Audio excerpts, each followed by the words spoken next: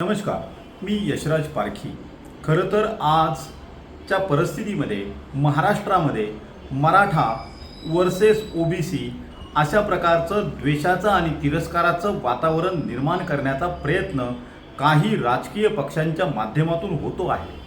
परंतु मला तुम्हाला हे सांगायचं आहे, खरं तर भारतीय संविधानाच्या आर्टिकल 15, आर्टिकल 16(4), आर्टिकल 16(4)A आणि त्याचबरोबर आर्टिकल 332 आणि आर्टिकल 346 यानुसार आपण जर पाहिलं तर आपल्याकडे SC, ST, VJNT आणि त्याचबरोबर अशा प्रकारचे प्रमुख रिझर्वेशन आहेत आणि इतरांना अदर बॅकवर्ड क्लास, होय अदर बॅकवर्ड क्लास म्हणजेच OBC या हेडिंगखाली इतरांना त्यामध्ये रिझर्वेशन देण्याचा प्रयत्न करण्यात आलेला आहे। म्हणजे संविधानामध्ये 3च प्रमुख रिझर्वेशन आहेत, SC, ST आणि VJNT आणि इतर सर्व OBC या कॅटेगरीमध्ये येतात।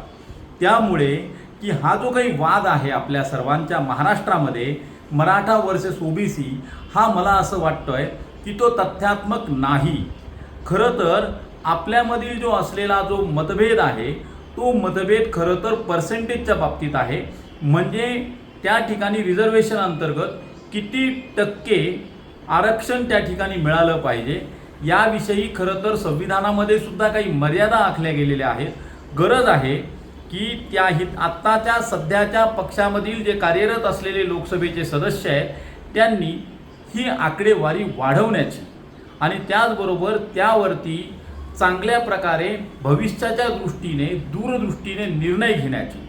तरी मला सर्व OBC आणि मराठा बांधवांना विनंती करायची आहे, कृपया आपण सर्वांनी संविधानाचा आदर करूया आणि ह्या आदरानुसार हे रिझर्वेशनची पॉलिसी हे आपण समजून घेऊया।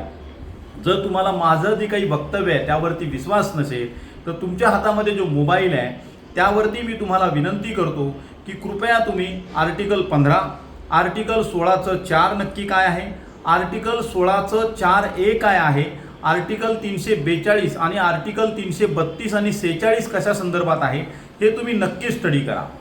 मी जे व्हिडिओ तुम्हाला पाठवतो आहे ते जर तुम्हाला आवडत असतील तर हो लाईक करा, सबस्क्राईब करा आणि फॉरवर्ड करायला विसरू नका। धन्यवाद।